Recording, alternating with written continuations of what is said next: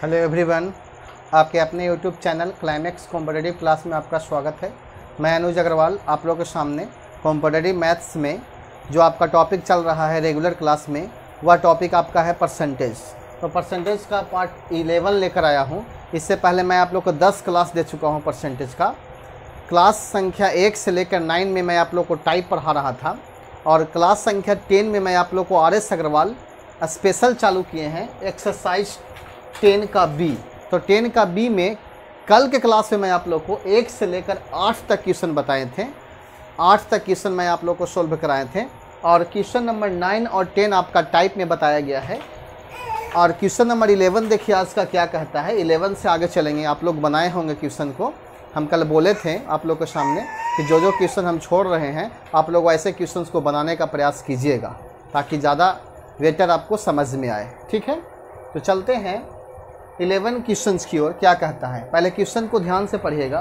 Question क्या कह रहा है, कहता है कि एक एजेंट को 10,000 रुपया तक की बिक्री पर 5% तथा इससे अधिक बिक्री पर 4% कमीशन मिलता है।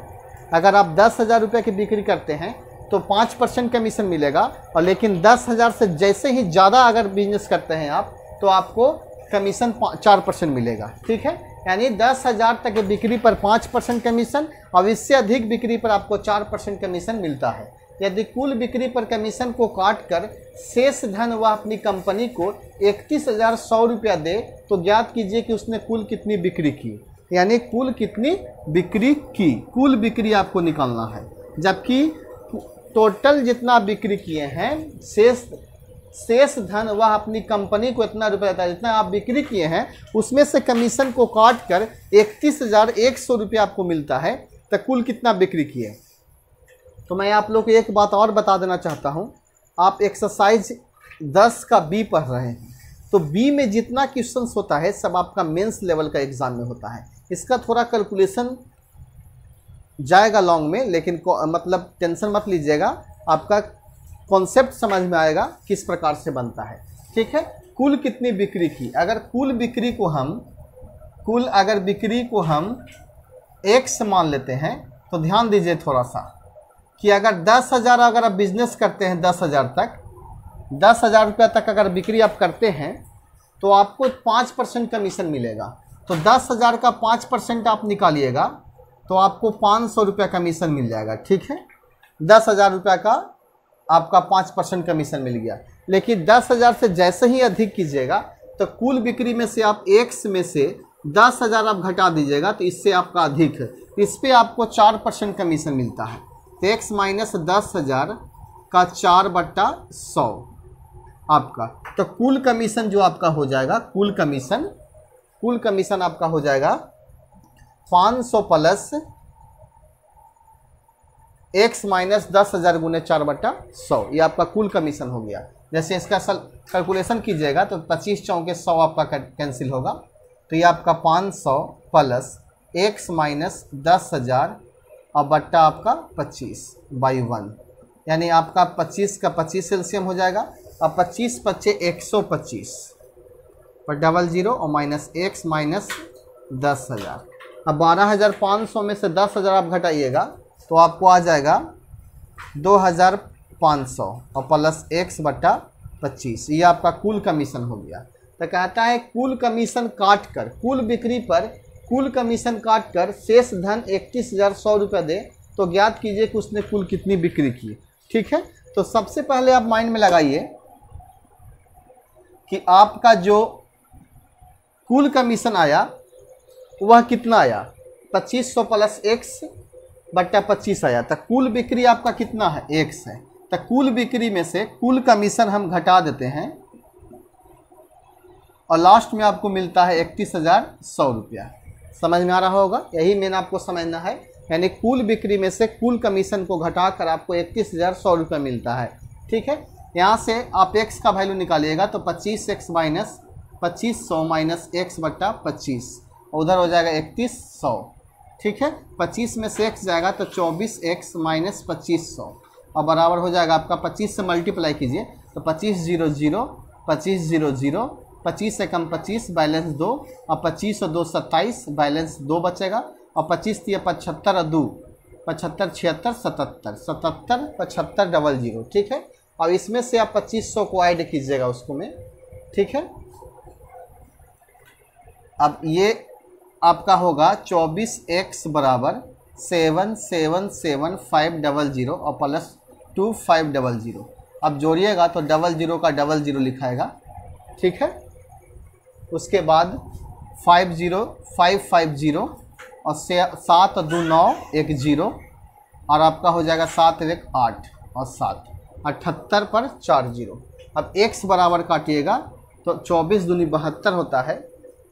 अब इसको 78 बार में कैंसिल कीजिएगा आप, 78 पर 4 0 हो जाएगा और इसको कैंसिल कीजिएगा 24 बार में, तो आपका जो आंसर प्राप्त होगा वह हो जाएगा आपका 325 पर 00, यानी 32500। कैंसिल कीजिएगा 325 पर 00 आपका आंसर प्राप्त होगा, यानी 32,500 रुपया आपका कुल बिक्री प्राप्त हुआ, ठीक है। ये क्वेश्चन का सॉल्यूशन था, थोड़ा लॉन्ग सॉल्यूशन हुआ, लेकिन ये आपका कॉन्सेप्ट बहुत इजी है। सबसे पहले आप कॉन्सेप्ट को समझने का प्रयास कीजिएगा। हम क्या किए कि आपका 10,000 पे 5% कमीशन निकाल दिए, उसके बाद 10,000 से ज़्यादा जो आया उसका 4% निकाल दिए, टोटल कमीशन को हम जोड़ दिए और टोटल बिक्री में से कुल कमीशन को घटाकर 31,100 रुपया आपका आंसर आ गया है, मतलब इतना प्राप्त हो गया। यहाँ से आप x का वैल्यू निकाल दीजिएगा तो आंसर आ जाएगा। अब x का वैल्यू निकालना आपके हाथ में है, अब जितना शॉर्ट में आप इसको सिंप्लीफाई कर सकते हैं, ठीक है। अगला क्वेश्चन नंबर देखिए 12 क्या कह रहा है। क्वेश्चन लॉन्ग है। 12 कह रहा है क्या, एक अधिकारी अपने मासिक वेतन का 10% मकान किराया, ठीक है। यानी एक अधिकारी जो है अपने मासिक वेतन का 10% मकान किराया भत्ता काट लिया, शेष वेतन का 20% वह पेट्रोल पर खर्च करता है, शेष वेतन का 20% वह आयकर जमा करता है और तथा शेष वेतन का 10% वह कपड़ों पर खर्च करता है। इन खर्चों के बाद उसके पास 15,552 रुपये बचे तो उसका मासिक वेतन क्या होगा, ठीक है। तो इस टाइप से मैं क्वेश्चन आप लोगों को पढ़ाए हैं टाइप में, अगर आप नहीं देखे हैं तो देखिएगा, बहुत आसान तरीका से बताए हैं। यानी शेष का तो वेतन को अगर हम 1 से मान लेते हैं तो गुना 10% मकान किराया पर खर्च करने के बाद भी 90% उसका बचेगा, 90/100 हो जाएगा और गुना, ठीक है। उसके बाद क्या कहता है, शेष वेतन का 20% वह पेट्रोल पर खर्च करता है, तो पेट्रोल पर 20% खर्च करने के बाद भी आपके पास बचा हुआ रहे 80% हो जाएगा आपका। शेष वेतन का 20% पेट्रोल पर खर्च करता है तो 80/100 हो जाएगा गुना, और शेष वेतन का 20% वो आयकर जमा करता है तो शेष आपका बचेगा 80% गुना। उसके बाद कहता है 10% कपड़ा पर खर्च करता है तो 90/100 हो जाएगा। उसके बाद उसके पास बच जाता है 15,552 रुपया, ठीक है। यानी कहने का मतलब क्या है कि जितना खर्च करता है शेष का, तो सभी में 100 घटा के सिर्फ मल्टीप्लाई कर दीजिएगा, आपका आंसर आ जाएगा 1 2 3 4 0 4 0 से 4 0 कैंसिल हो जाएगा, ठीक है। अब देखिए 4 दूनी 8 और 25 चौके 100 और 4 दूनी 8 और 25 चौके 100, ठीक है। अब देखिए, अब 9 से पहले काटिए इसको, 9 से कैंसिल कीजिएगा ये, तो हो जाएगा 9 एकम 9 और 9 6 15, 6 बचेगा यानी 55, 9 पचे 45, 9 पचे 45, 9 छक 54, 9 सत्ते 63 आपका हो जाएगा, 9 सत्ते 63, 2 बचेगा यानी आपका 25 बच जाएगा। तो 9 दूनी 18, तो आपका कितना बचेगा 8 7 15 यानी 72, 9 8 72 यानी 17 28 बार में आपका ये कैंसिल होगा, ठीक है। अब आप क्या, फिर 9 से अगर कटता है तो फिर 9 से काटिए, 9 से आप फिर काटिए, 9 एकम 9 और 9 दूनी 18 करता तो आपका 9 17 में से 9 जाएगा आपका, तो बच जाएगा आपका कितना यानी 8, तो आपका बच जाएगा 8, तो 1 2 82, 9 9 81 हो जाएगा आपका, तो बचेगा 1, 9 दूनी 18 192 बार में। फिर अगर 2 से काटते हैं तो 9 दूनी 18 और 6 दूनी 12, फिर 2 से 13 दूनी 4 दूनी 8 और 8 दूनी 16, 48 दूनी 96, ठीक है। अब आप देखिए 25 गुने 25 कीजिएगा तो 625 प्राप्त होगा, गुना 48 कर दीजिए, तो आपका आंसर जो प्राप्त हो जाएगा वह आपका होगा 12 का आंसर, यानी आपका आंसर हो जाएगा 12 का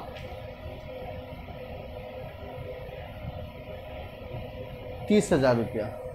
30,000 आपका आंसर होगा, 30,000 आपका आंसर होगा। नेक्स्ट क्वेश्चन देखिए, क्वेश्चन नंबर 14 और 17 बता रहे हैं। इससे जो भी पहले क्वेश्चन हम छोड़े हैं सब आपका टाइप से क्वेश्चन बताया गया है। ये सब क्वेश्चन भी आपको टाइप से ही बताया गया है, लेकिन एक दो क्वेश्चन आपको लग रहा है वैसा, तो हम बता देना चाह रहे हैं। तो क्वेश्चन नंबर 17 आपका एग्जाम में पूछा गया है और क्वेश्चन नंबर 14 ही पूछा गया है। ठीक है, 14 कहता है एक गाँव में पुरुष महिला तथा बच्चे क्रमशः, ध्यान दीजिएगा, एक गांव में पुरुष महिला तथा बच्चे क्रमशः 11:9:5 के अनुपात में है। यदि 80% पुरुष साक्षर है, 30% महिलाएं निरक्षर है। निरक्षर मतलब अनपढ़ और साक्षर मतलब पढ़े लिखे, तथा 90% बच्चे साक्षर हो, तो उस गांव का निरक्षरता का प्रतिशत ज्ञात करें। तो आपका अगर टोटल निरक्षरता का प्रतिशत अगर पूछा जाता है आपसे, तो आप घबराने की बात नहीं है। आप क्या कीजिएगा, उसमें सभी का निरक्षरता का प्रतिशत आप निकाल लीजिए और सभी को ऊपर रखिएगा और टोटल रेशियो आप जोड़ दीजिए और गुना 100 कर दीजिएगा, तो आपका आंसर आ जाएगा। ठीक है, आपका एक ही टारगेट होना चाहिए निरक्षरता का, जो साक्षर है उसको निरक्षर करना पड़ेगा। जैसे देखिए, ध्यान से देखिएगा, एक गांव में आपके पास सबसे पहले पुरुष लिख दीजिए, सबसे पहले आप लिखिए पुरुष, ठीक है, अनुपात, उसके बाद लिखेंगे महिला अनुपात, उसके बाद लिखेंगे बच्चे। एकदम ट्रिक से मैं आप लोग को बताना चाह रहा हूँ, बच्चे, और ये आपका अनुपात हो जाएगा 11, 9 और 5। आप कुल में चलिएगा तो 11 और 9 आपका 20 होता है, 11, 9, 20 और 5, 25, टोटल आपका 25 हो जाएगा। ठीक है, अब यहाँ कहता है कि यदि 80% पुरुष साक्षर है और यहाँ आपको पूछता है निरक्षरता का, तो बताइए कि 80% पुरुष अगर साक्षर होगा तो 20% निरक्षर होगा, तो 11 का 20% निकालिएगा, तो 20/100 आपका हो जाएगा। ठीक है, समझ में आ रहा है, पुरुष निकल गया, निरक्षर हो। अब फिर बोलता है 30% महिला निरक्षर है, आपका निरक्षरता का ही निकालना है और 30% महिला निरक्षर है, तो आप 9 का 30% निकाल दीजिए, 30/100 हो जाएगा। और बच्चे जो है आपका 90% बच्चे साक्षर हैं, तो 10% आपका निरक्षर होंगे, तो 5 का 10% निकाल दीजिए।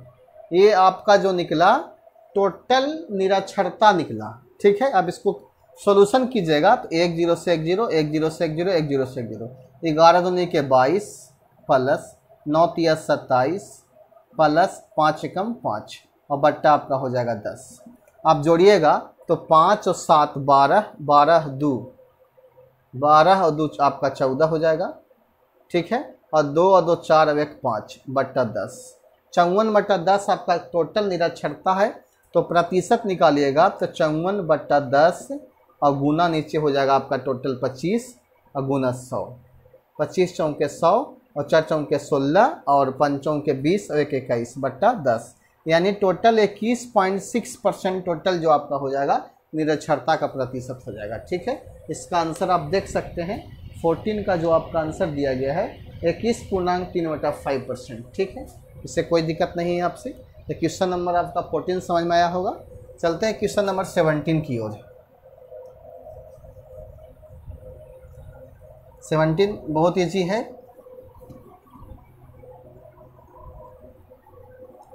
सेवनटीन क्या कहता है, 3 व्यक्ति ए, बी तथा सी जिसका सम्मिलित वेतन 14,400 रुपया है, अपने वेतन का क्रमशः 80%, 85% और 75% व्यय करता है। 80%, 85%, 75% खर्च करता है। यदि इनकी बचत का अनुपात 8, 9, 20 के अनुपात में हो तो प्रत्येक का वेतन निकालें, यानी प्रत्येक का आय निकालना है।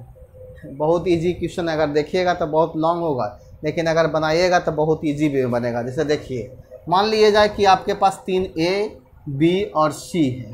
ठीक है, 3 व्यक्ति है और तीनों का जो सम्मिलित वेतन आपका दिया गया है वह आपका 14,400 रुपया है। ठीक है, तो अगर वेतन में आपका आय का अनुपात, अगर वेतन का अनुपात आप निकाल लीजिएगा तो ए बी सी का निकाल लीजिएगा, ठीक है। तो ए जो है अपने वेतन का 80% खर्च करता है, ठीक है। अब चलेंगे पारा पारी में। ए जो है अपने वेतन का 80% खर्च करता है, तो मानिए कि ए जो है अपने वेतन का 80% खर्च करेगा तो कितना परसेंट बचाएगा, 20%। तो अब 20/100 और बराबर ए का जो बचत आपका दिया गया है 8 के रेशियो में है, बराबर 8 लिखेंगे, ठीक है। 20/100 तो ए का जो आपका आ जाएगा 8/40। ए का जो आपका है कितना आएगा, 40। तो आप यहाँ 40 लिख लीजिए, सब आपका अनुपात में टूटेगा। उसी प्रकार से बी जो है 85% खर्च करता है, तो बी जो है 85% खर्च करेगा तो 15% आपका बचत होगा, ठीक है। 15 और 85 आपका 100 हो जाएगा बट्टा 100, ठीक है। और यहाँ आपका बचत का अनुपात 9 है। अब इसको कैंसिल करेंगे, 3 तिहाई 9 और 5 तिहाई 15 और 20/100। तो बी का जो आपका निकलेगा 20 तिहाई के 60 निकल जाएगा, तो आप यहाँ 60 बैठा दीजिए। उसी प्रकार से सी जो है 75% खर्च करेगा तो कितना बचाएगा, 25%, तो 25/100। और सी का बचत कितना दिया गया है, 20, तो यहाँ 20 लिख दीजिए। 25 चौके 100, तो सी बराबर 4 दूनी 8, 80 हो जाएगा। आप यहाँ 80 लिखिए। 1 0 1 0 1 0, 2 दूना का 4, 2 तिहाई 6 और 2 चौके 8। ये जो आपका आया वेतन का अनुपात आया। अब आप पर्सनली वेतन निकाल सकते हैं। अगर आपको ए का वेतन निकालना है तो ए आपका 2 के रेशियो में है, 2 ऊपर चला जाएगा, बाकी सबको जोड़कर आप नीचे लिख सकते हैं। 4 3 7 2 9 और टोटल आपका दिया है 14,400। अब 9 से कैंसिल कीजिएगा 144 के, तो 16 4400 होता है और 16 दूनी आपका हो जाएगा 3200। तो ए का वेतन आपका 3200 होगा। क्वेश्चन नंबर 17 से हम मिला सकते हैं। 17 में जो आपका आंसर दिया है ए का 3200, ठीक है। उसी प्रकार से अगर बी का आप निकालते हैं तो 3/3 गुने 1600, 16 3 4800 हो जाएगा और 16 चौके 6400 आपका हो जाएगा सी का। तो आपको ये क्वेश्चन समझ में आया होगा और अच्छे ढंग से समझाने का भी प्रयास किए हैं। तो क्वेश्चन नंबर 17 तक आज के क्लास में रहने देते हैं। आप लोग बनाइएगा 18 19 20, कल कम से कम आप लोग 20 तक क्लियर कीजिएगा। अगला हम 21 से चालू करेंगे। अगर जो भी आप लोग को प्रॉब्लम्स होता है आप मेरे कमेंट बॉक्स में लिखिए, मैं आप लोग को सोल्यूशन ज़रूर बताएंगे, ठीक है। अगर ये क्लास आप लोग को अच्छा लगता है तो इस क्लास को लाइक कीजिए और ज़्यादा से ज़्यादा आप लोगों के पास शेयर कीजिए, दोस्तों के पास, ठीक है। मिलते हैं नेक्स्ट क्लास में, धन्यवाद।